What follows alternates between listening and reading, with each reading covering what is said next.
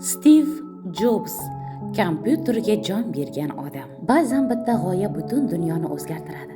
Ba'zan esa ana shu g'oyaga ishongan bir inson tarix sahifalarida o'chmas iz qoldiradi. Stiv Jobs kompyuterga jon bergan odam kitobi ana shunday buyuk insonning hayot yo'li haqida hikoya qiladi.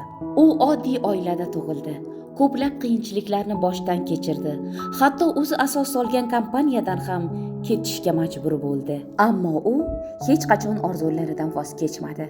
Qat'iyat, mehnat va cheksiz izlanishlar tufayli yana qaytdi va butun dunyoni hayratga solgan yangiliklarni yaratdi.